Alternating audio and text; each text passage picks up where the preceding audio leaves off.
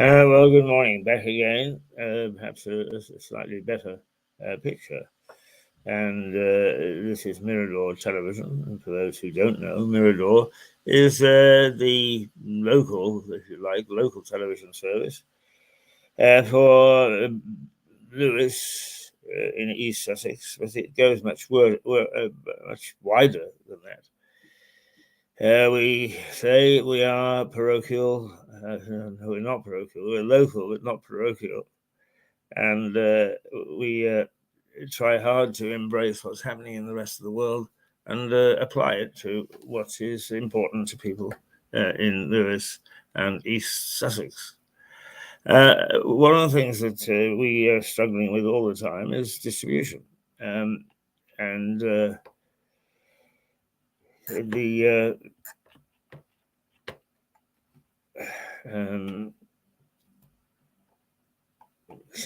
sorry, I'm just looking around.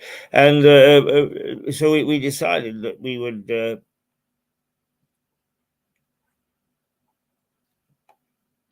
start a vlog twice a week, just a very short form of some of the things that we do. And so we have the first vlog on view. We need to find it. And oh dear.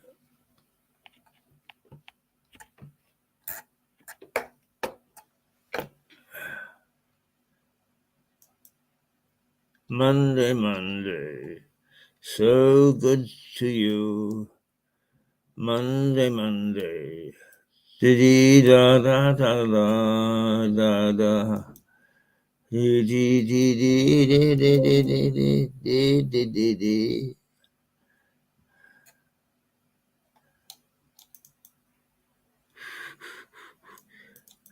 Right, okay. Here we go. The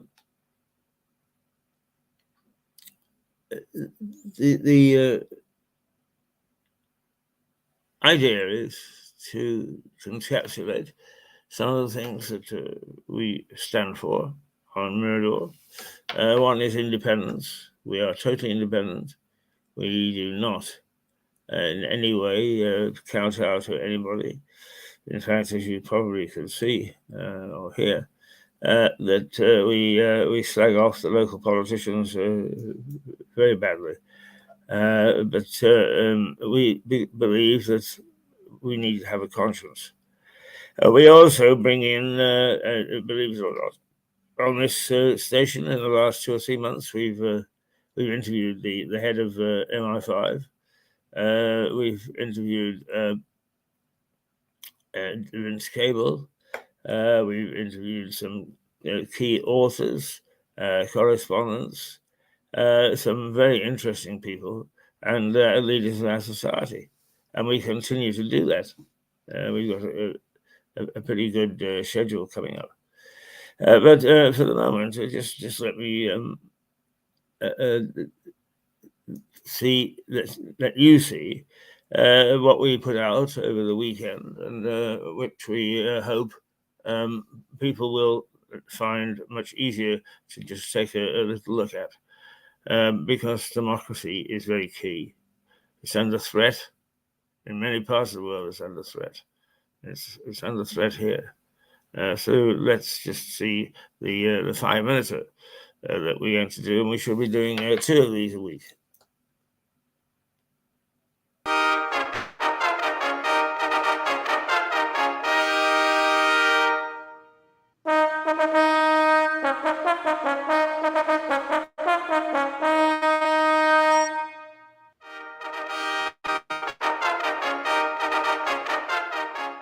I think the government stinks.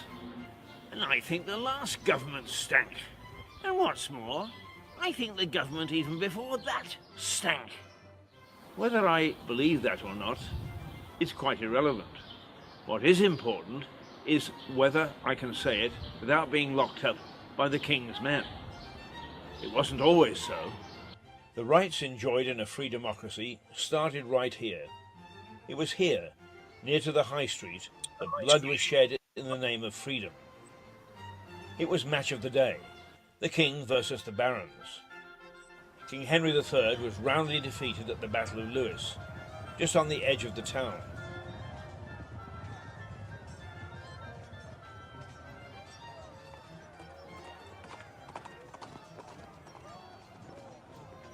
Despite holding the castle, the king's men were put to the sword, and many were massacred in both the huge priory, which stood near the town, and right here in our bloody High Street.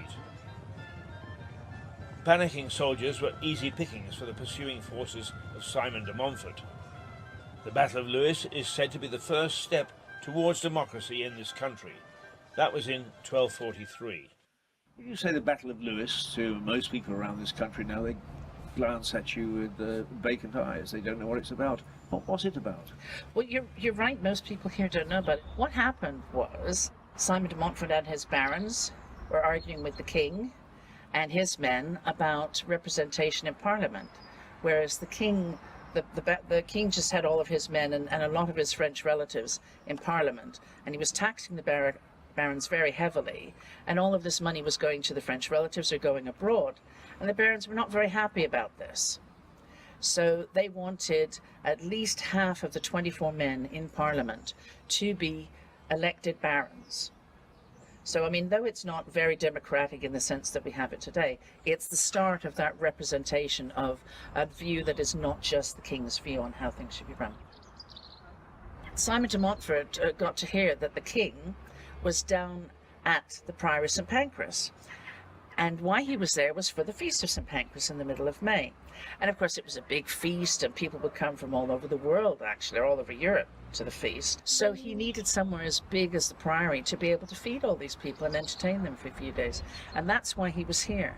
Simon de Montfort was up country in northern Sussex in some of his estates with his men, and he heard that the king was down here, and he sent messengers. He sent bishops of Winchester and London down with money, with £30,000, which is a fortune in those days, to try and negotiate a settlement with the king. The king was a little bit reticent to go into war with Simon de Montfort, because yes, they were brother-in-laws, and he was an old man. They were in their late 50s at the time. Not that that's old now, but it was then. But the king's brother, Richard of Alamein, also called King of the Romans, etc., he wanted war. And of course, Prince Edward, hothead, he definitely wanted war. So they settled, you know, the ransom money was sent back, and the envoys, the bishops, were sent back, and so it was war the next day. They negotiated the Mise of Lewes, most of which was, you know, yes, we took this castle, well, we give you it back, and you give us this, and we'll ransom this man and that man for this man and that kind of thing. But it also set down where the king would say, you know, 24 of the 24, we're going to have 12 elected barons, so that we're going to have the beginning of a parliamentary election. And Simon de Montfort made the king hand over his seals, which meant that the king had no power. So Simon de Montfort became the de facto king. It changed the king's complete and outright power. And Prince Edward then went on to, as king, ratify the clauses of the Magna Carta and the provisions of Oxford. And those began to change the king's power.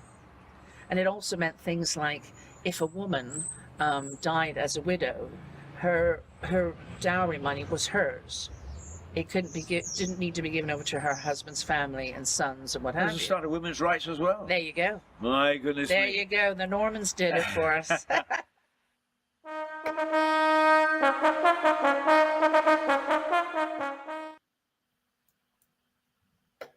So there you are, those little vignettes, vlogs that they call them, will be coming at you 2 a week, and you can see them on Facebook, YouTube, LinkedIn, Twitter, where else, on our own website, miradortelevision.com, and several other outlets. And we're just trying to arrange this week for them to go out on Spreaker. which means that they will be seen on Spotify and Heart and a whole host of other places.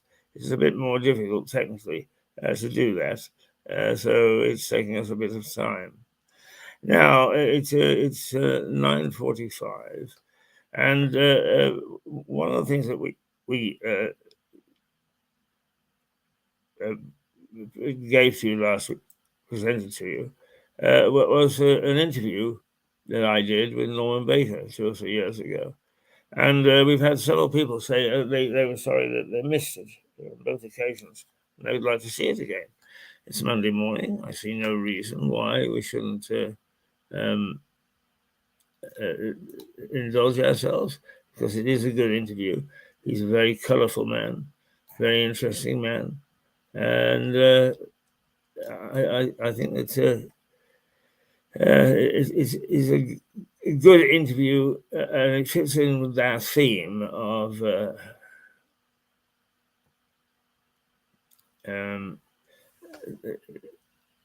independence, support for proper democracy. And Norman has always been that thing. He's not everybody's cup of tea, and he would be the first to admit that. But he is a straightforward man, and he's as honest a politician as you'll ever find. So let's take a look at this interview with Norman a second time in a short period of time.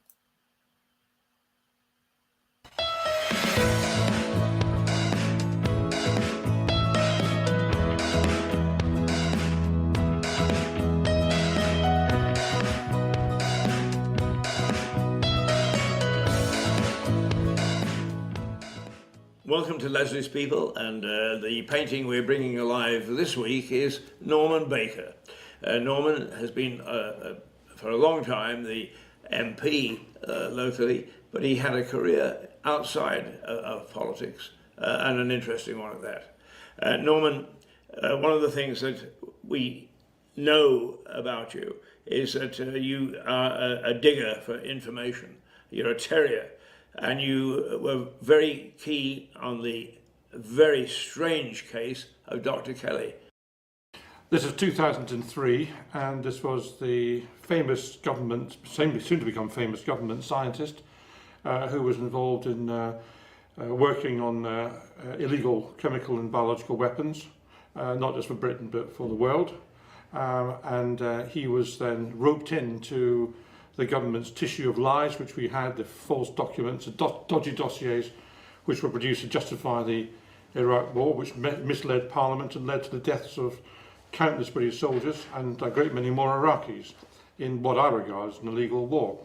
And Dr. Kelly, who was an expert in these matters, had significant doubts about the veracity of these dodgy dossiers, which were in part written by Alistair Campbell, made that plain to Andrew Gilligan in an off-the-record discussion at the Charing Cross Hotel in London, and then well, all hell broke loose because Andrew Gilligan used this information in a broadcast early on in the morning on the Today programme. The government then went into full overdrive, and Dr. Kelly was forced out. His name was forced out. Well, then subsequently, very shortly afterwards, he was found dead in the woods. Curiously enough, that's a phrase he'd used about himself some months earlier. He was found dead in the woods in what were suspicious circumstances. However, within a couple of hours, literally, of his body being officially found, a public inquiry of sorts had been established under Lord Hutton. Lord Hutton had been identified as the right person by members of the government. He had been spoken to. He'd been found in his office in the House of Lords on a Friday morning, most curiously, because nobody's there on a Friday morning. His terms of reference had been agreed, and the whole thing was then announced by lunchtime. Well, of course, that meant that the scent of the press was directed towards this so-called inquiry which was due to take place, and away from Dr. Kelly's death. And the inquiry, I use the word lightly because there was nothing of the sort, when it took place, largely focused on the government and the BBC, and poor Dr. Kelly got barely a look in. Now, when this was all happening, I thought, well, you know, why is nobody looking at the death? This is a man who has died in suspicious circumstances. And we still have to tell you, 18 years on now, nearly 18 years on, there's been no inquest. This is absolutely disgraceful in this country. Whatever you think happened to Dr. Kelly, everybody who dies in suspicious circumstances is entitled to an inquest. There's been no inquest on Dr. Kelly's death, and apparently nobody seemed to be that bothered about it. So, in 2005, 2006, when I saw the way the wind was blowing and that nothing much was happening about Dr. Kelly, and I looked into matters, I was contacted by a number of doctors who said it is clinically impossible for Dr. Kelly to have died in the way that it was described. And the more I looked into it, the more distasteful and suspicious the whole matter became. The so-called Hutton inquiry was nothing of the sort. It was a non-statutory inquiry. That means that nobody was there giving evidence under oath. Nobody was compelled to come and give evidence at all. The key police officer investigating the death didn't appear or was never mentioned in the inquiry. Dr. Kelly's best friend, Mai Pedersen, who knew all about Dr. Kelly, was not invited to give evidence. People who were giving evidence didn't do so under oath. A whole lot of contradictions arose in the limited evidence there was. At one point, I think it was the pathologist was asked, would you regard the death as likely to be suicide? I think that was roughly the question. And he said something like this, I haven't got the exact quote in my head. It's consistent with suicide if you ignore all the other facts. So what did Lord Hutton say to this? Did he say, what do you mean by that? No, he said, thank you very much. That was the end of the evidence. That's the kind of inquiry it was. So what I did in my political life, Keith, was I went round looking at elephants in rooms, and I said, there's an elephant over there. Why is no one talking about an elephant? And nobody was talking about it. And I think the press really failed lamentably in this whole episode. They didn't look into it at all. What's their job? They're journalists. They should investigate matters. They investigated nothing. They were led by Alistair Campbell, and they followed his story, absolutely. And the great thing about 2003 that really shook me was the incompetence of the press, because they failed to do their job properly, and the government got away with it. And at the end of it, as you know, Gavin Davis, the BBC chairman, resigned. Greg Dyke, the Director General, resigned. Andrew Gilligan was pushed out of his job as a reporter, and yet they were all basically right. And who resigned from the government? Nobody. Now, obviously, the powers that be swung into action very quickly, and whether the press was lamentable or not, they obviously were subject to pressure. What pressure were you subjected to? Oh, well, I mean, as soon as I decided to write this book on Dr. Kelly, I invoked the Daily Mail, and the Daily Mail was very supportive. It ran stories with me. It finally serialised my book, including, I think, 2 front pages of the Mail. And I did that not because it was just useful to do that, but I did it because it gave me some protection, because if you've got the Daily Mail on board, then people think twice about what they do with you. So it was a measure of protection. So the Daily Mail was very supportive, and I got, I think, I've forgotten how many it was, several thousand emails and letters from constituents and non-constituents right across the country, mostly non-constituents, including about 50 who offered new information, including about 15 who were connected with the police and security services, who were happy to tell me things. And I met some of those people. It was a very interesting experience for me, apart from anything else, to do that. But you know, in terms of what I had, that minimised it, I think.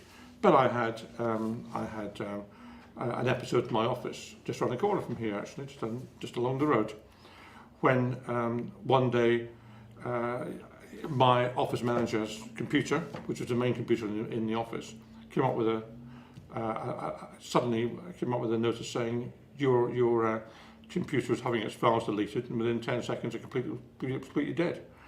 I got the police involved in that, actually, because that was quite serious. They had no idea how it could have happened. It was investigated by the police over at not Falmer, just beyond that. I've forgotten where the police headquarters are, just beyond there, but the special headquarters there. So you did have things go bump in the night, didn't you? Well, you never quite know whether things go bump in the night or whether you hear things. I mean, I like to try and stick to things I'm definitely sure about, and I'm definitely sure about the computer. You had a very distinguished career in Parliament, and when you were quite a young spud, you set some sort of record, which always makes me chuckle. Well, I set the record for the most written questions, and I asked more questions, I think, I think it was 3 weeks, and Tim Rathbone asked in 23 years or something before, I can't remember the exact figure. I mean, to be honest with you, I probably was not as selective as I should have been. I had so many things I wanted to campaign on when I got elected, and so many things I thought were wrong and wanted action. I was hugely enthusiastic, and I just went at it all guns blazing. And I think in retrospect I should have been slightly more selective, but you know, that was a novelty and the enthusiasm of a young new MP. But yes, I mean, I think parliamentary questions were and are a very underrated tool. They're a way of getting information out that written questions that otherwise don't appear. And particularly before the Freedom of Information Act came in, it was really about the only way you can get information out of the government of the day. And if people say, well, written questions aren't terribly important, it depends what they are, because, for example, one of the questions I asked, which was terribly effective, was I asked the government to list the percentage increase in cost of travelling by variously road, rail, air and bus over the last 20 years. And what this showed was that the cost of travelling by public transport had risen enormously, and the cost of travelling by car and air, which of course are the more polluting methods, had decreased significantly. Now, that was the first time that trend had been shown, and that was then used heavily by me, by Greenpeace, Frontier, and everybody else to demonstrate that the government's transport policy had to change. And it did change a bit, and I think that question was helpful in that. And of course, the question which was I'm most famous for, which I got awards for actually, was related to Peter Mandelson and the Hinduja passport affair. And if you remember this, there was a Millennium Dome which he was responsible for, which I was a Lib Dem spokesman, which was wonderful because it was like having the open goal every week to score. People just passed the ball in front of the net and you bang at the back of the net every week. And he was in charge of this. He hated me, Peter Mandelson, and I thought he was a malign influence in government, so I went for him. And he wouldn't come to the Commons and answer questions, so I bombarded him with literally hundreds of written questions, the only way you can make the guy accountable, until I forced him to come to the Commons and answer questions, which I did. Anyway, one of the questions I asked, not him, but Jack Straw, who was the Home Secretary, was about the Hinduja passports, because he'd wanted to get sponsorship for these various zones in the Dome, if you remember. The whole thing was a white elephant. And one of the zones was a faith zone, and of course nobody really wanted to sponsor the faith zone. Anyway, I mean, he suddenly came up with, I think it was £1 million from the Hinduja brothers, who are very rich Indian business people. And I then did some research, and to cut a long story short, I discovered that there'd been some, I think, improper behaviour where he'd helped accelerate their passport applications in return for the £1 million donation. So I asked the question of the Home Office of Jack Straw what representations he'd received from Peter Mandelson about the Hinduja passports. It's always helpful to know the answer to a question when you ask it. So I put this question down, and then it turned out subsequently, I found out from the Observer actually, there was a huge row in government about this question because Mandelson didn't want to answer it, of course, and Jack Straw insisted it was answered. He took the line that it was a perfectly proper question that was come from an MP and he should answer it. Now, it may be he was approaching it in a genuine way, or maybe he didn't like Mandelson. It was quite helpful to him. Who knows? Anyway, the upshot was that his junior minister, Barbara Roche, did answer the question. And at that point, I was in Germany on Commons business, and I got the message through he'd had to resign. Blair had told me he had to resign. So I got besieged. I spent most of my time in Germany on the phone doing interviews about this question. I remember coming back about 2 years later and going into the BBC at Millbank, and the BBC doesn't organise itself in a necessarily a very efficient way. And I got this bunch of media vultures suddenly landed on me from BBC Norfolk and BBC Devon and whoever else it was, all wanting separate interviews. Well, they couldn't just have one interview and pool it, I don't know, but they wanted separate interviews. So that was an extraordinary experience. And I got out of that the Opposition Politician of the Year award from Channel 4 and the Question of the Year award from The Spectator. And all because of the written questions. So the power of a written question should not be underestimated. As a veteran, you turn to transport, and you have become something of an expert on transport. How do you see transport in the future? What's going to happen to the way that we actually travel? My prediction may be different to what I want. What I want is a revitalisation of public transport, because I think it's good for the environment to maximise the number of people in the vehicle, above anything else. And I also think it's good for the economy, because it's cheaper ultimately to transfer people by train or by bus than it is by car in overall towns. You minimise congestion in the high street if people are coming by bus. A bus can hold 75 people. That's potentially 75 cars, causing congestion. So I want to see a renewal of public transport. I also think we should see more cycling and walking, because it's good for people to do that. And socially, I think we should mingle with people. Ideally, you should talk to people on buses and trains. People don't always do that, but sometimes they do. I think it's quite social to do that. And people behave slightly oddly sometimes when they're in this little box of theirs called a car, when they appear to be separated from the rest of the universe. And they're both on their own and not on their own. And they behave perhaps in a way they wouldn't do if they were on a bus or a train. So I think for all sorts of reasons, I would like to see walking, cycling and public transport come into its own. And when the virus first hit us in about March, we did see from the government some sensible policies. We saw an attempt to encourage cycling and walking, which did increase dramatically. And by the way, people want to cycle. We've got one of the highest percentages of bicycle ownership in this country of anywhere in the world, but one of the lowest uses. Why is that? It's because people want to cycle but don't feel safe doing so, I think, largely. And people did feel safe when there were fewer cars on the road in March. So if we can get back to that stage, we can have that. And if you look at Holland, if you look back to Holland in the 1980s or thereabouts, it was chock-a-block with cars. Now everybody's on a bike in Holland. You can transfer these skills and this attitude.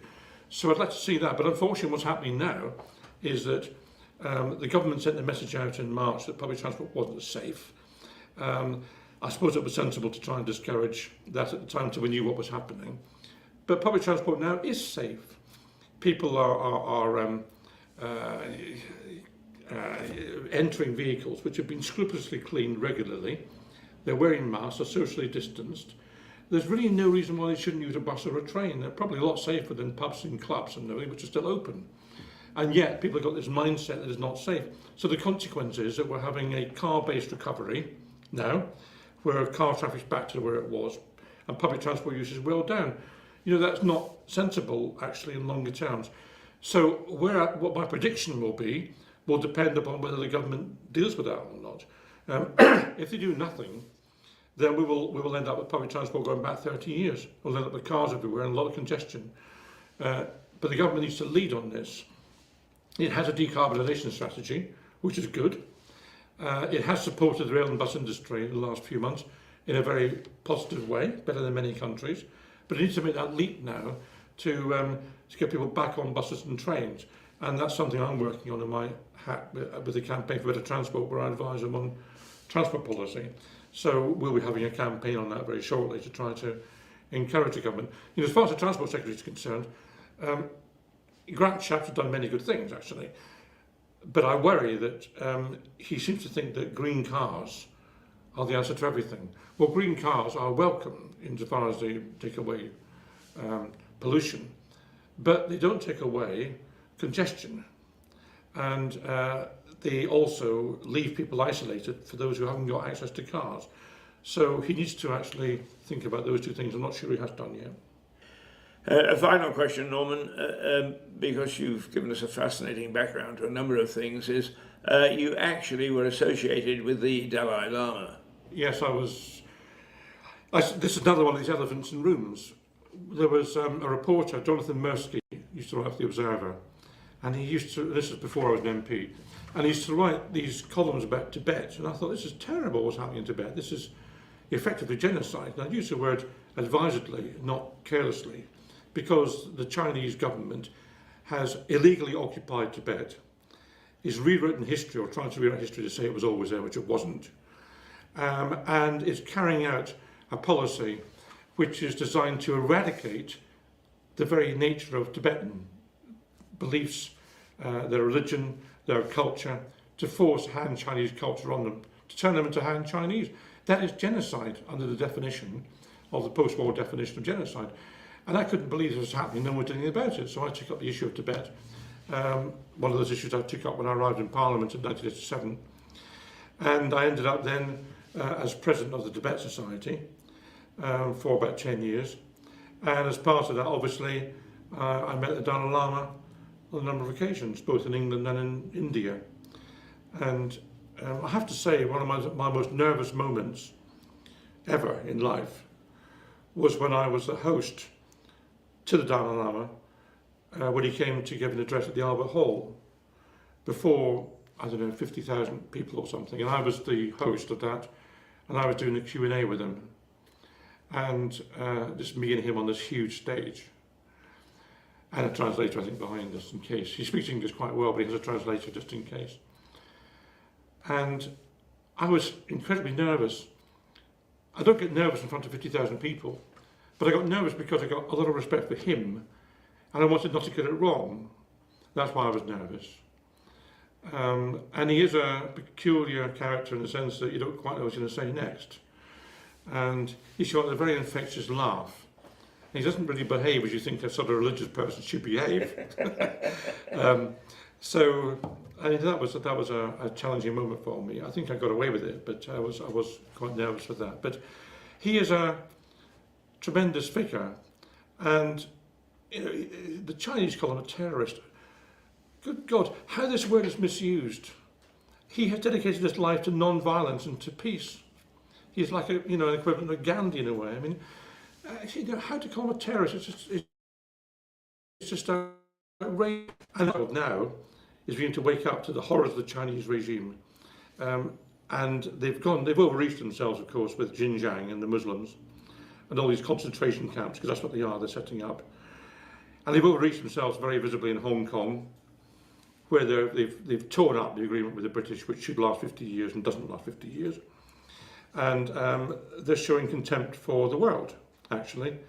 And at last the world begin to wake up and say, we can't let this carry on.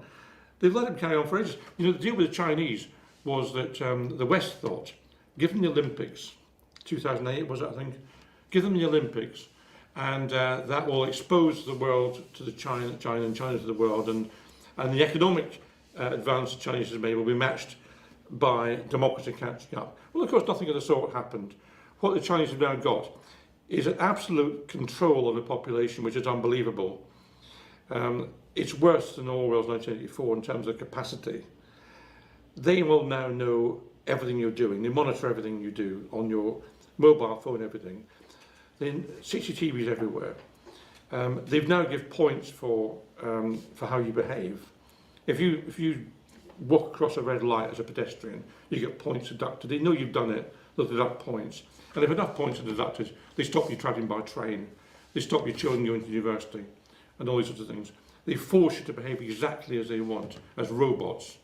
This is the future of the world if we're not careful. And that's what's happening in China now. They've occupied Tibet illegally. You know, the British know about Tibet because we were there. We were going around the world and forcing people to trade with us. That's what it was. I mean, we shouldn't have done that in a way, the way we did it, but at least we weren't kind of massacring people in the way the Chinese do. We went into Tibet and we forced them to trade with us. But we actually got on quite well with them. The Dalai Lama likes the British. He was there, of course, because he's now very old. We were there. We were the only country really in Tibet before the Chinese invasion to any degree. So we know they were independent. They had their own government, they had their own currency, they had their own stamps, they had their own foreign policy. We signed treaties with them. You know, the Similar Convention 1914 and others, which the Chinese are not part of. We did bilateral treaties with the Tibetans. So we know they're independent. So when the Chinese turn around and say it's always been part of China, what absolute nonsense. I mean, it hasn't been. They cannot be allowed to rewrite history in this way. People do like to rewrite history in totalitarian regimes. There was no joke in Soviet Russia under Stalin, when Russians would say to each other, "We don't know what's going to. You never know what's going to happen tomorrow." Was the line they used to use in Stalin's. No, that's not right. You never know what's going to happen yesterday. That's right. You never know what's going to happen yesterday. Is what they said, because the history is rewritten by Stalin. So thanks for being with us. You're And welcome. there we go, Leslie's people. Norman Baker, thank you for being with us. Once again, a very lively character, and one where the life of the portraits that Leslie Hills paints has come to life in the streets of Lewes.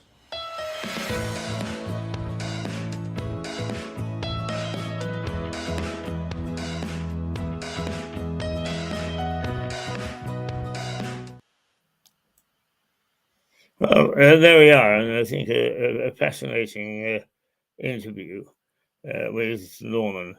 I haven't seen him for 4 or 5 weeks, and I have to say I am delighted that he is finding a post MP role as a journalist. He's involved with GB TV, and he pops up in all shades of Sunday newspapers, or sometimes in the analysts and commentators columns in some of the bigger press. And I'm delighted that we've got him here on Mirador. And that was done a couple of years ago, and I really must get him back for a reprise to see what has happened in the meantime. He actually thought would happen way back then. Well, it wasn't way back then, that long ago. It was a couple of years, that's all. Right, that's taking us to 12 minutes past 10. What we will do is we'll invite Suzanne Mucho, and we'll hang on to see whether she is taking our calls, as it were, and if not, we'll take a break. But Suzanne Mucho is one of our correspondents from the United States, keeps us up to date. Interesting lady she is. I call her my blue ass fly. She's all over the place, and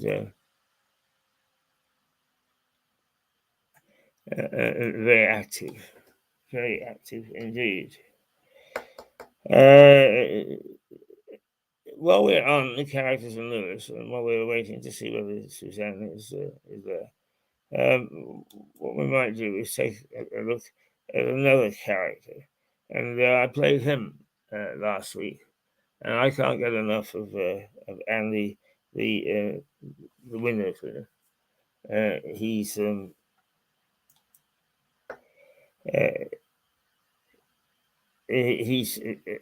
loveliest man. He's been up and down the high street for 30 years. You know, as things change, so some of the people that come in, the change, don't use local people. I think it should be. I think we should actually find a way to say, if you're going to come in here, that you do use local services. It's suddenly big window cleaning lorries and equipment roll into town to take away and his livelihood. It's not as if he's looking for charity. He's bloody good at what he does, but he is a lovely man, and is knowing about him and seeing what he's up to is important, I think. So that's on this Monday, where we're really looking back and being gentle in our approach to the week. Let's just say hello to Andy, I think, shall we? Yeah. Oh, yeah. Favorite things is sitting outside when it's sunshiny. Now that we can, in a pub. I'm talking to those people who get the day going, Andy. And who have I been meeting for years and years and years is but Andy the window cleaner. A terrific character that everybody knows. Andy, how long have you been doing this? Approximately 28 years. 28 years? Yeah. So you've seen some changes.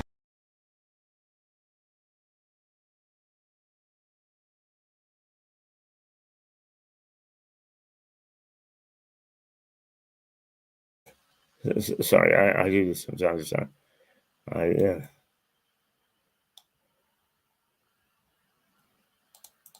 I cut off what I. Let's start again.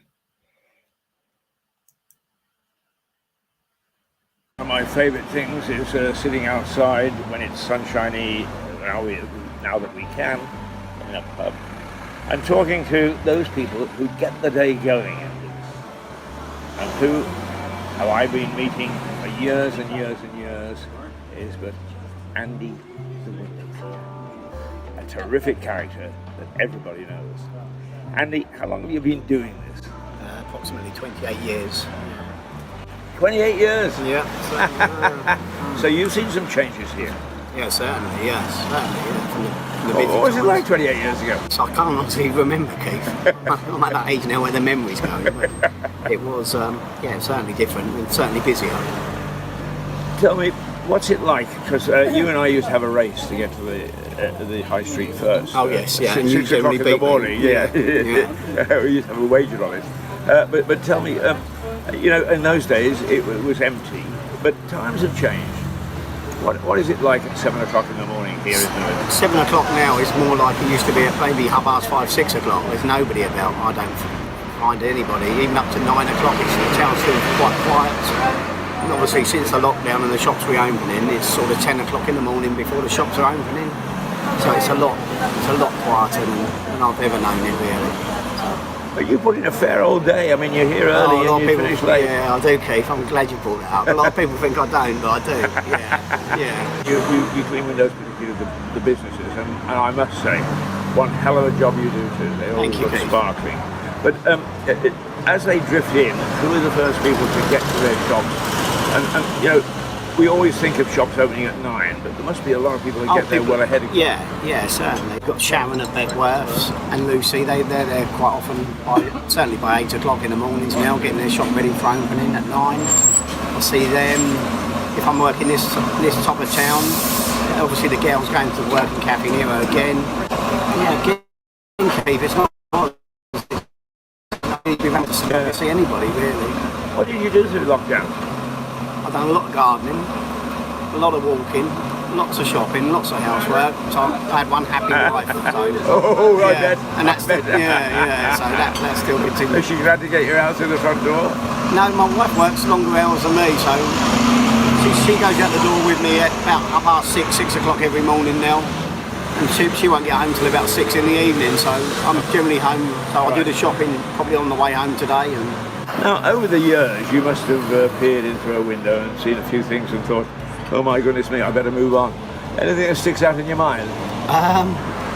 When not so much doing the shops, but certainly when I was younger and I used to do the house windows, I saw quite a few things where you had to pretend you hadn't seen, and when they answered the door, you said, "Oh, sorry," but it's quite embarrassing for them and me. It's always nice to know that the window cleaner has got a zip on his mouth. There are certainly some signs. Not that I would do anything wrong. But, No, exactly. So, what does the future hold, Andy? I don't know for me, Keith. Really, I mean, I'm looking at it now. My work just gets less and less, but I love what I do, and I love coming into the town. Even though I don't live in the town, I love to work here. But the work's getting less and less, so I maybe have to do it on a part-time basis, another outlet somewhere else. So. Well, people certainly enjoy you. I mean, you're a breath of fresh air first thing in the morning. Thank you. Do you find that everybody quips with you, or some people are a bit grumpy? No, certainly not. No, I can't think of anybody who's off with me in the morning or whatever time of day. Most people are quite cheerful, and I think they like it that I'm cheerful, so it helps them. So I hope it does. One thing that I always admire you for a lot of things, I may say, because I think that not a lot of people can do your job. But one of the things that I admired was some of the big boys moved in. Oh, certainly. Yeah. Yeah. And you saw them off. No, unfortunately, I did at first, but unfortunately, like the restaurants, I mean, they've gone now, Prezzo. I used to clean Prezzo, Pizza Express and Ask. But they all went national company overnight on me, so I lost them, and they were all like 2.5-hour jobs, so I lost a day's work overnight with them. To be honest, I lost them probably about 5 years ago. But and that some was quite of a those dent in my income. Yeah, I mean, you're such a favourite. You stay with all the favourites, I think. Oh, certainly, yeah. I mean, the independents and some of the national companies are very So loyal. big business, stay away. We don't want you. Andy, it's always a pleasure to see you. Yeah, and you, Kev. And we like to talk to people who start off early in the day and find out what it's like in Lewis, because as you say, at the moment it's quiet. Oh, certainly. But who knows what the future holds. Let's hope it turns out for the best for us all. If anybody commercial wants to window cleaner shops, restaurants, offices or pubs, I'm certainly there to help you. Okay, and that's Andy, and you can get in touch with him through Mirador Television. We'll pass any messages where you want him along, because not only does he do an excellent job, but he's bloody good company as well. Cheers, Keith. Andy, lovely to see you.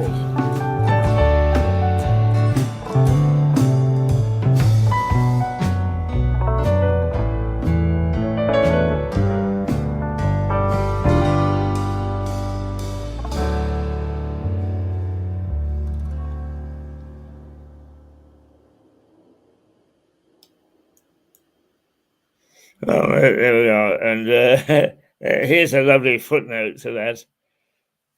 He mentioned 3 or 4 major companies that stormed into the high street, did things their way, didn't use local people. Who is there? Andy is still there. Yeah, Andy is still there. And I'm still there. Where are these companies now? I don't know, but they're certainly not on the high street. And I think that big companies really have got to start to look at what they do locally. And if they're going to take money and be part of the economy, then they should actually make contributions by not bringing in their big suppliers, but looking at what we can do for them. So I'm delighted that Andy is still here, and some of the chains, Besto, etc., aren't. Have gone. A lesson to be learned. A lesson to be learned. Haven't had anything from Suzanne at the moment. So we'll let's just pick a little something else to perhaps just for a moment or two to see whether she's going to join us, and if not, then we can call it a day. I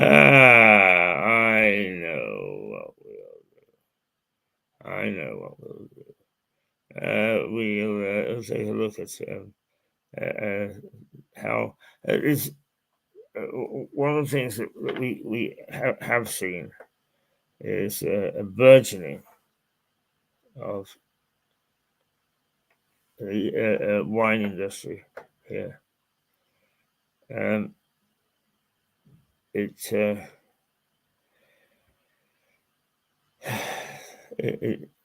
It really has done extremely well.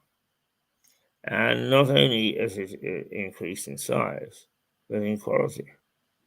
And vineyards regularly take the first prize in blind tastings. And some of them have been chosen by the palace, by Buckingham Palace, to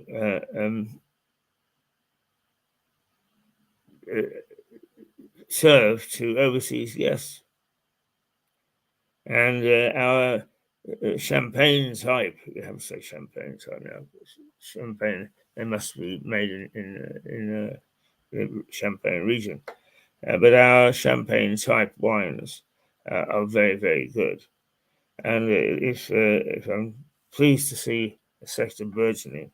So let's just, there's a bit of whimsy to this. It gives you some idea of how our wine industry was faring about 2 years ago.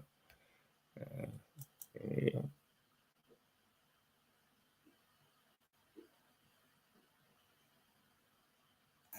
Over the road from the shops, held up by ship's timbers, is the Gardener's Arms.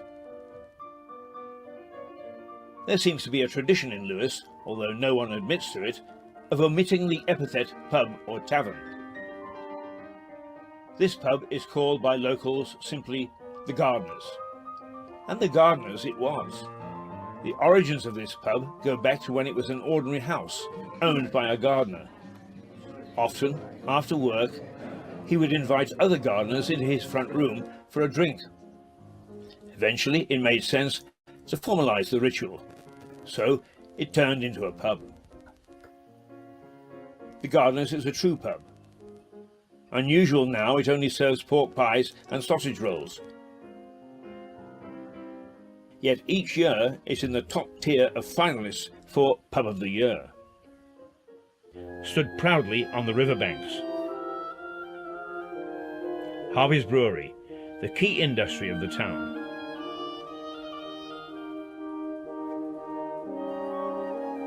The bloody high street of a tiny town.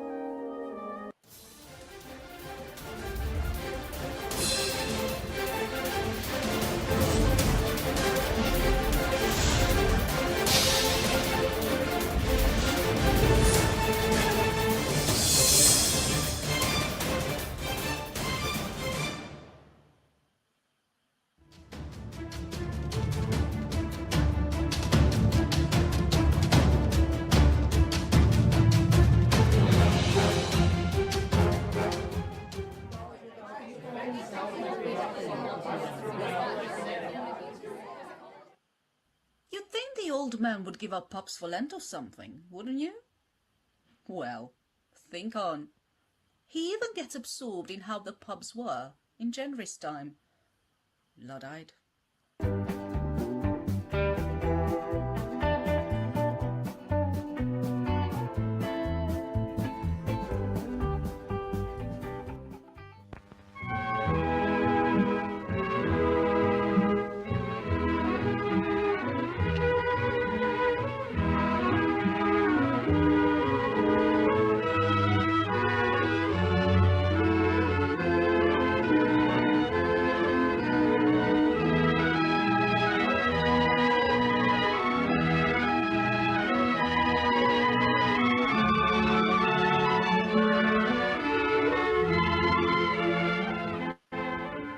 Flanked by the church, the rectory and the people's homes stands the inn.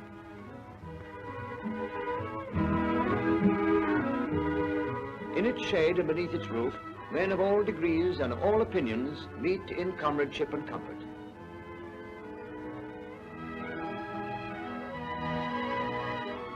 Walk through any English market town and you'll find the inn at the centre of its life. On market day, the people from the country around meet there to discuss the trend of prices, their children's health and their home affairs. It's the same in the villages. When the sun warms the earth, they sit outside and watch the world go by. At the English inn today, there is a hospitality that to the host is just as much a sacred charge as it was to the monks and barons in the Middle Ages, who first gave bread and ale to travellers. Often the only sanctuary in out-of-the-way parts, the monasteries had a lodge open to pilgrims and other wayfarers.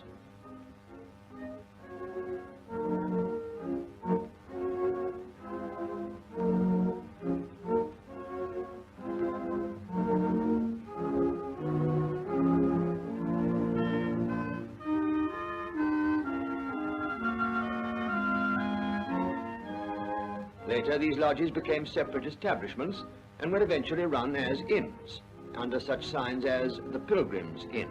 One example of monastic origin is the Bull, which gets its name from the papal bull, or bill, not the animal. These inns of England have seen history happen in their yards. pilgrims and warriors have trodden their stairways. Here medieval knights refreshed themselves on their journeys to the Crusades to fight under the banner of St. George. The inns have preserved much of England's architecture. The early inn has preserved some of the finest carvings and treasures.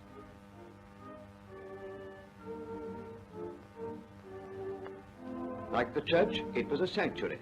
Hence, most of these carvings have a religious meaning.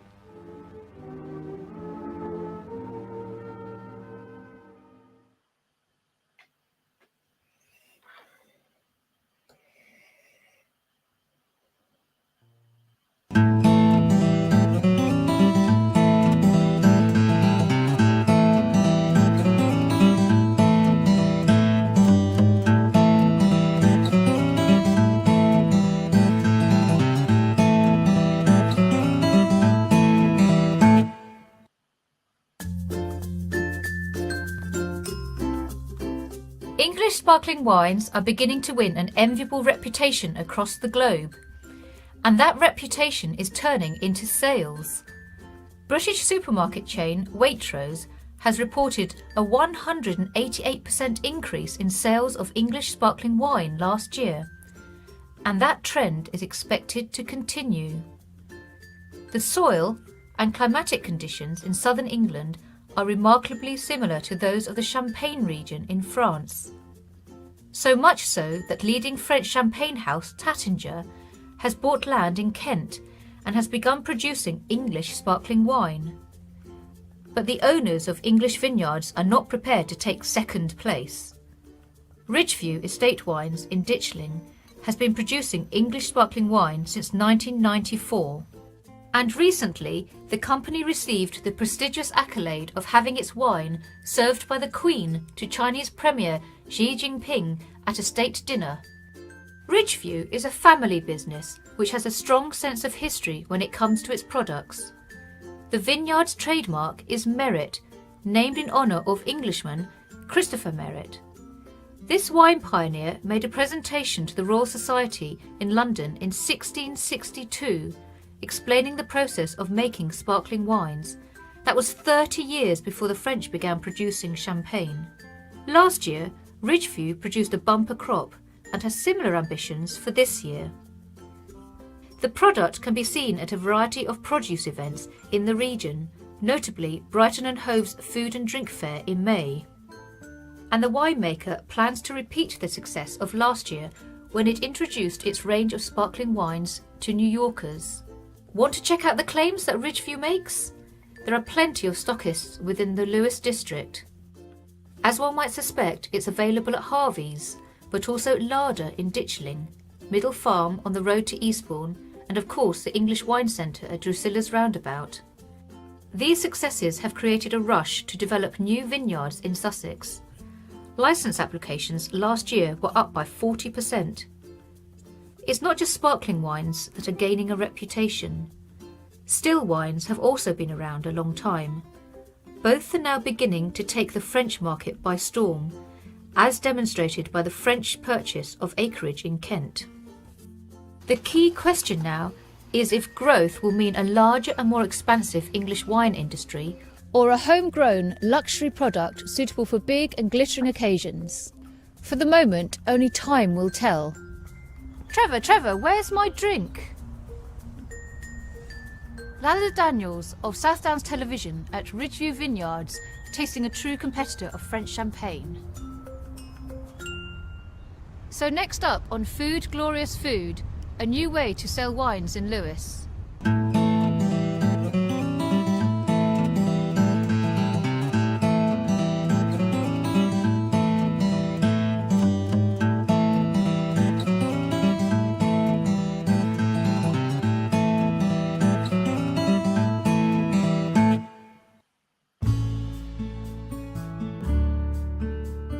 Symposium has a friendly, laid-back atmosphere with staff who clearly have a passion for wine. Symposium has a limited range of Sussex wines, but what they have is top draw, and its range of quality grape types is within most budgets. Whether it's the cheese and meat platter, a single malt scotch, crunchy local bread or a glass or two of decent claret, this wine bar has found a unique way to sell its wines. And in today's world of big is better, the Symposium has found its niche.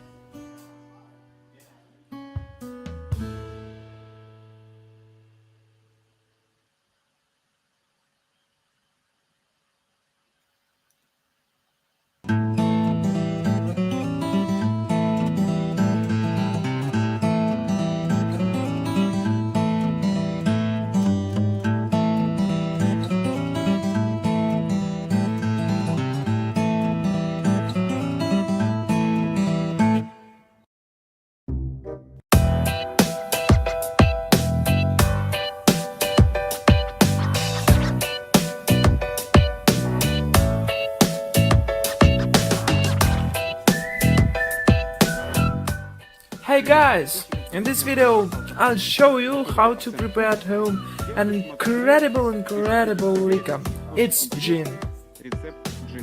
For this you need 1 liter of 50% alcohol, 17 grams of juniper, berries must be navy blue and I've slashed them with rolling pin. Then you need 7 grams of coriander seeds, 2.5 gram of orange peel, 1.5 gram of lemon peel, 1.5 gram of cassia bark, and a pinch of hyssop, a pinch of anise, a pinch of fennel, a pinch of licorice. Fill up the jar with alcohol and all ingredients and shake it.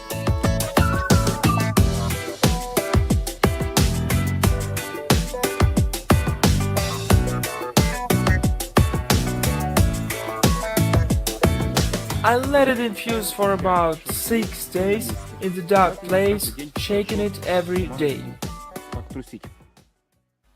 After 7 days of infusing, it's time to distill it. I gotta use a simple moonshine still. I've dismounted a metal gauze from the shelf for better flavoring. By using a gauze, I filter the infusion into the boiler and add water. You need to get a 33% ABV liquor.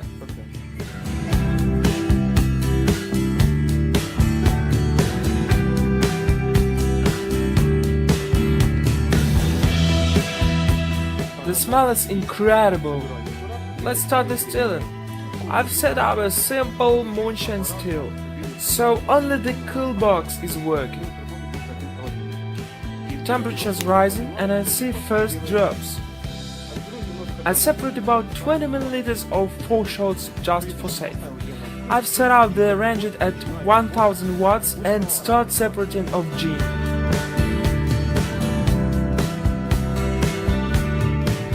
It's already half a liter, so let's check out the smell. It's very fresh. It's like a smell of fur. I've got about 600 milliliters and an alcoholometer reads 42% ABV. Let's stop separating, cause we have tailed. ABV of gin is equal to 67%. I stretch it till 45%, leave for 1 week and test it. Let's start testing our homemade gin. It's stretched till 45% and it was infusing for 12 days. First of all, I'll test it in pure form.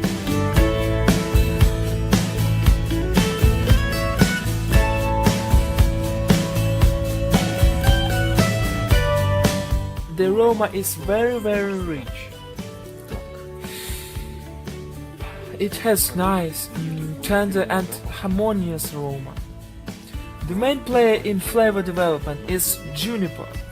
Not strong odor, but it's mild. And the juniper is contrasted with coriander.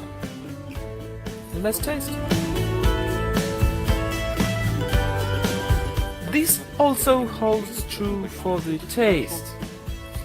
Taste is tender and mild. It's not a strong kind of gin. This one is tender and mild. I like it in pure form. So now let's test how tasty it's with tonic. I'll make a classic gin tea in the ratio of 1 to 2.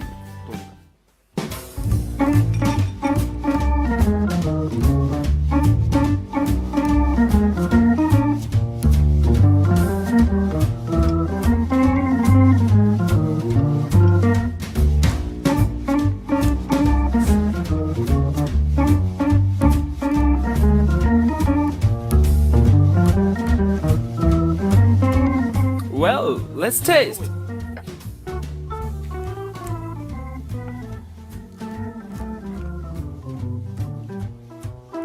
Delicious. Now I know how I drink it. Incredible combination.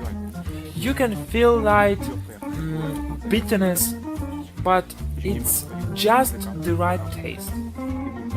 It goes very light. The ratio of 1 to 2 is nice. Taste it.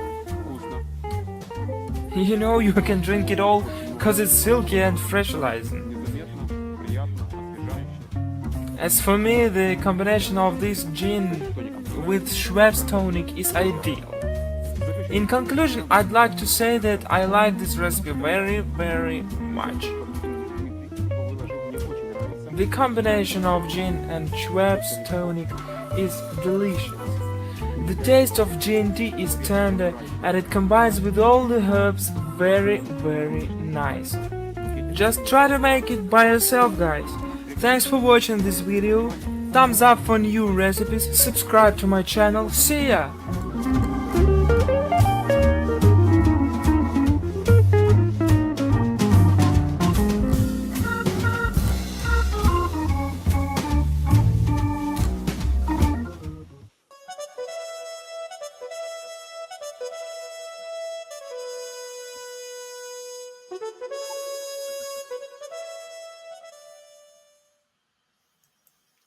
Well, there's a little trot through wine and gin and pubs and beer. We haven't heard from Suzanne, and we do understand that at this time of the year, getting out of bed at 4 o'clock in the morning to appear on Mirador is something of a difficulty. However, what we will do is we're going to just end because we're 20 minutes away from our normal ending time with another favorite, if you like, is back in the day, as they say nowadays, as Joey, the spaniel, had his own show in doing our gardening spot, and he assisted very capably, or at least his assistant very capably, looking at things, was Alex Hoare. And I have been chatting to Alex, and we hope that soon his show, buzzing for gardens or something. So well, we'll see in a minute what he calls it. And he is will be returning, and Joey will be having his assistant working on things. So here is Alex and Joey.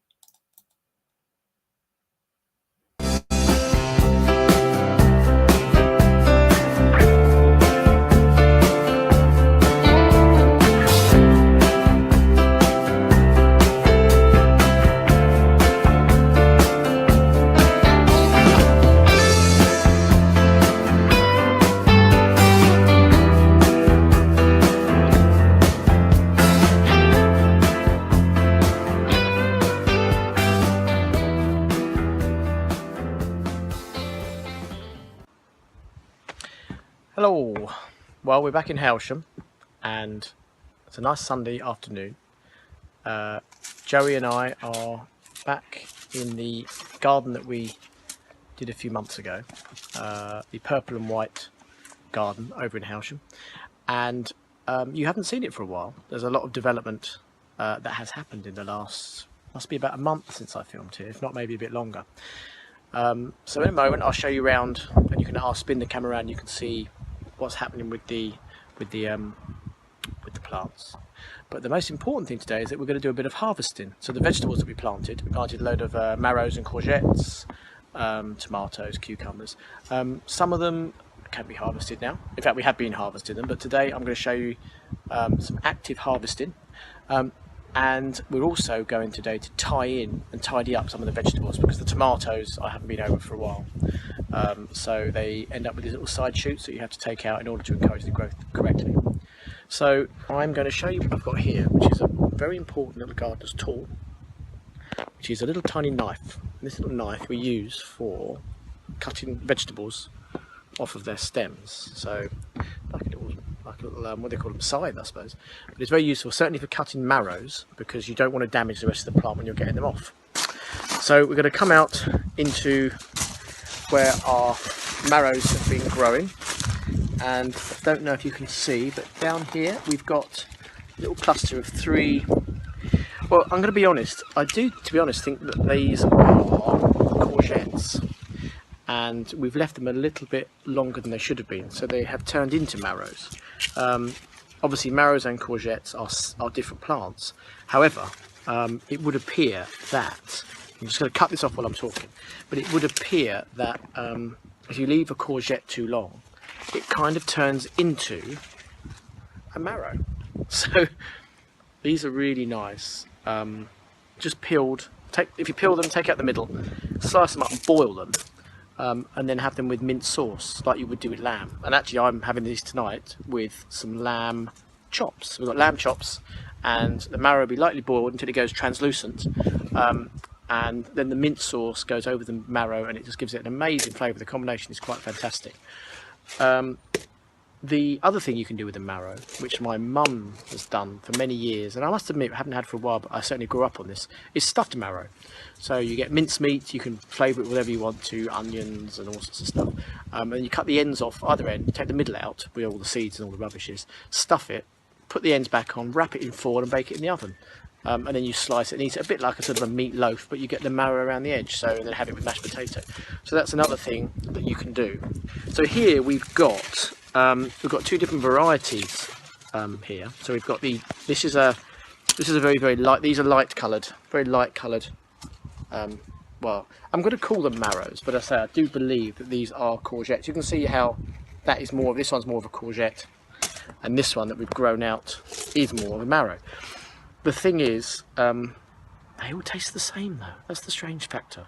So last weekend I took one of these home and we boiled it like you would a marrow, and it tastes exactly the same as the plants that you buy that are called marrows. So I don't really know. Maybe this is something for us all to Google and find out. Are marrows and courgettes really the same thing, but one's big and one's small? Now, also hidden in here are some dark green courgettes stroke marrows. We're not actually sure, once again, what they are, but I'm going to go down into the depths of here, and you will see that there are somewhere in here, if I can film them, you've probably just seen them, some big dark green ones. So I'm just going to cut these off as well. There we go. So here we are, dark green one. So once again, another courgette marrow. So I'm just going to get these out of here. And then, oh, here we go. There's loads more coming as well. So we've cut off all of our marrows now. There's obviously too much for us to eat, so I should be giving these away. Our peas and mange too we've been eating quite a lot of, but as you can see, they are now coming to the end of their season. There's nothing really left on here. There's a few straggly ones, but nothing worth eating. So we go into our greenhouse and see what's been happening in here. Once again, this is quite exciting because this is the first crop of cucumbers. So, as you can see, got one up there. We've got one hidden in there. I think there's another one over here somewhere. Another one over there. So, oh, and one little naughty dog. Joey, come say hello. Hello, look, who's this? Here's Joey boy. He loves to be wandering around. I think he's lost his ball in here somewhere. Anyway, so what we're going to do is we're now going to cut down the cucumbers. So if I just pop you there, you might actually just be able to see me in action. There we go. So we're going to cut through there like that. First one. And then cut through there. Second one. And from here. Yep. Thanks, Joe. Third one, which is actually proper, fully fledged cucumber. We've got a lot more growing. Pick up again now. We've got a lot more growing, so we've got some little baby ones. So another week or two, we'll have another crop of cucumbers. We've also got down here, hidden in the corner, 2 chilli plants, which are just starting to show signs of chilies coming. And of course, behind me, you'll see the triffids that are tomatoes. So I've got to tie these up and thin out some of the leaves, because if you take the leaves off of the bottoms, then you encourage more light to get to the tomatoes themselves, because obviously sometimes the tomatoes can sit underneath the leaves, and then of course they don't ripen off fast enough. So we'll do that. I also need to climb up on top of my greenhouse today because there's a Virginia creeper which is growing along the wall.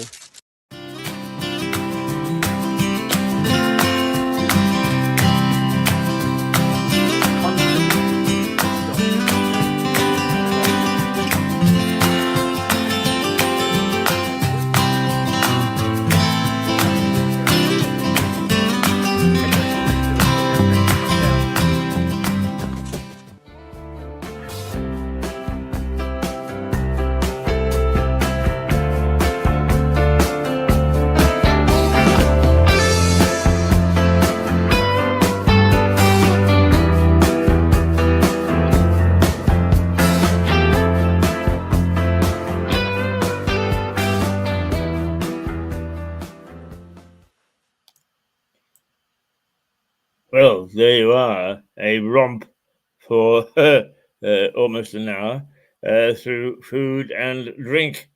I sit at its temple.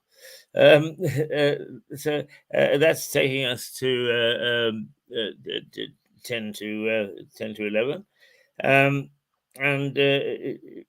tomorrow we shall be back at 8:30, and we shall be broadcasting from the White Hart as usual.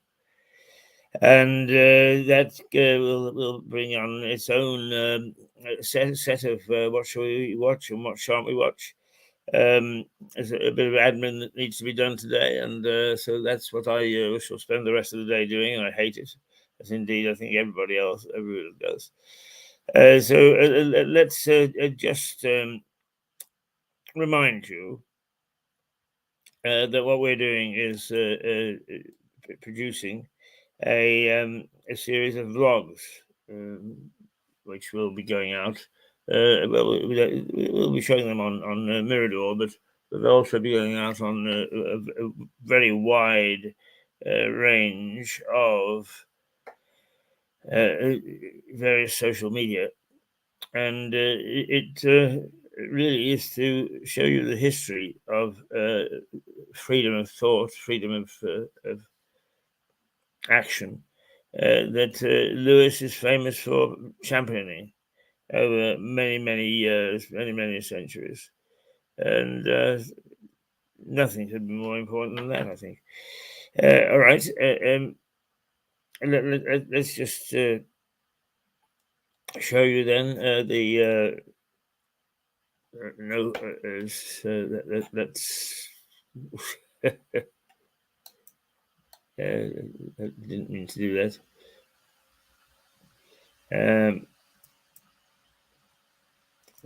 This is what I meant to do. Is just to show you what our new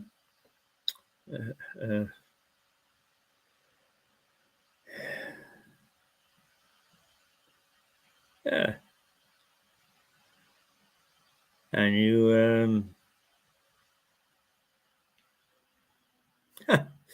little product is, and it's hopefully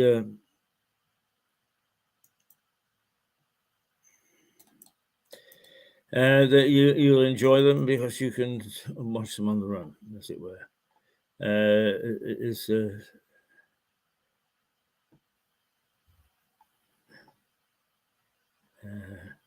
There we go.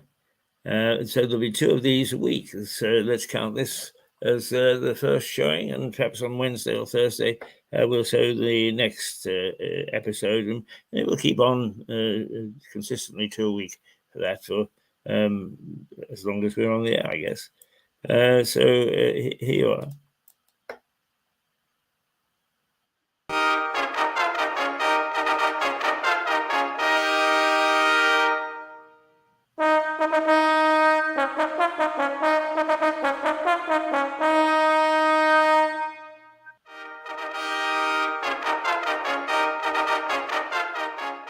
I think the government stinks. And I think the last government stank. And what's more, I think the government even before that stank. Whether I believe that or not is quite irrelevant. What is important is whether I can say it without being locked up by the King's men. It wasn't always so. The rights enjoyed in a free democracy started right here. It was here, near to the High Street, that blood was shed in the name of freedom. It was match of the day, the King versus the barons. King Henry III was roundly defeated at the Battle of Lewes, just on the edge of the town.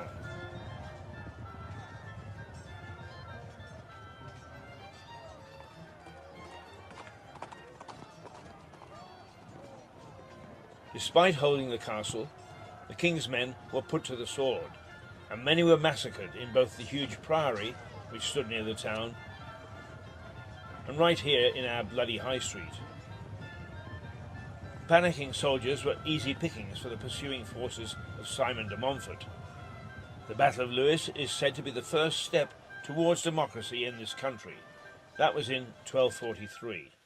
When you say the Battle of Lewes, to most people around this country now, they glance at you with vacant eyes. They don't know what it's about. What was it about?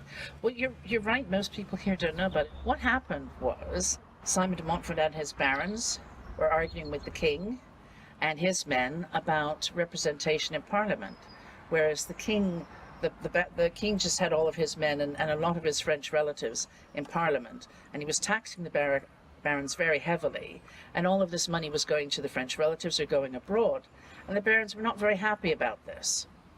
So they wanted at least half of the 24 men in Parliament to be elected barons. So, I mean, though it's not very democratic in the sense that we have it today, it's the start of that representation of a view that is not just the king's view on how things should be run. Simon de Montfort got to hear that the king was down at the Priory of St. Pancras. And why he was there was for the Feast of St. Pancras in the middle of May. And of course it was a big feast and people would come from all over the world, actually, or all over Europe to the feast. So he needed somewhere as big as the Priory to be able to feed all these people and entertain them for a few days. And that's why he was here. Simon de Montfort was up country in northern Sussex in some of his estates with his men, and he heard that the king was down here and he sent messengers. He sent bishops of Winchester and London down with money, with £30,000, which is a fortune in those days, to try and negotiate a settlement with the king. The king was a little bit reticent to go into war with Simon de Montfort because, yes, they were brother-in-laws and he was an old man. They were in their late 50s at the time. Not that that's old now, but it was then. But the king's brother, Richard of Alamein, also called King of the Romans, etc., he wanted war. And, of course, Prince Edward, hothead, he definitely wanted war. So they settled, you know, the ransom money was sent back and the envoys, the bishops were sent back, and so it was war the next day. They negotiated the Mise of Lewes, most of which was, you know, yes, we took this castle, well, we give you it back, and you give us this, and we'll ransom this man and that man for this man and that kind of thing. But it also set down where the king would say, you know, 24 of the 24, we're going to have 12 elected barons, so that we're going to have the beginning of a parliamentary election. And Simon de Montfort made the king hand over his seals, which meant that the king had no power. So Simon de Montfort became the de facto king. It changed the king's complete and outright power. And Prince Edward then went on to, as king, ratify the clauses of the Magna Carta and the provisions of Oxford. And those began to change the king's power. And it also meant things like, if a woman died as a widow, her dowry money was hers. it didn't need to be given over to her husband's family and sons and what have There's a you. start of women's rights as well. There you go. My goodness There me. you go. The Normans did it for us.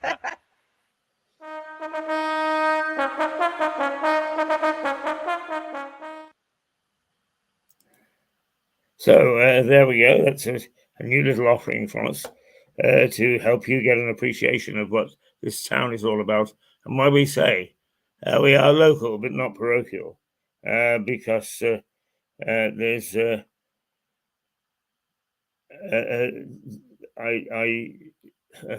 something came through there. I tried to read at the same time, but I am very proud of what has happened in Lewis.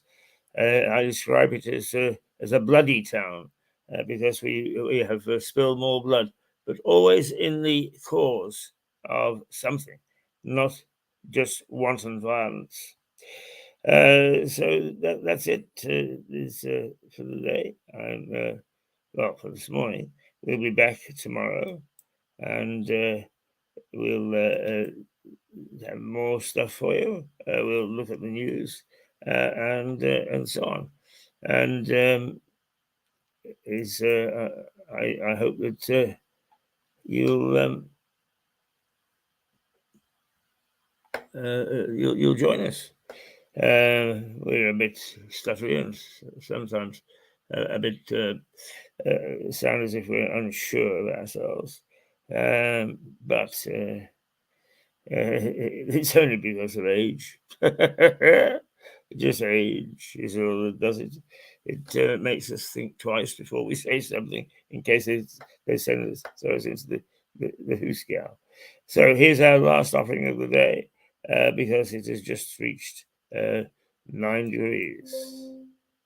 Oh,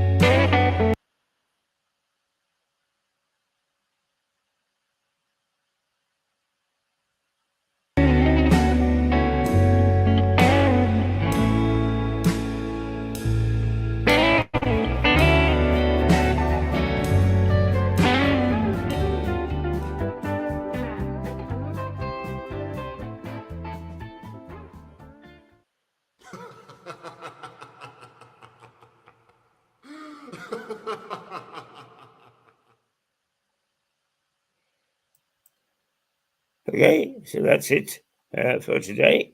That was the weather, and it's just reached 9 degrees now. It is cloudy, but there will be some spots of sun shining through, particularly in the next hour or two. So we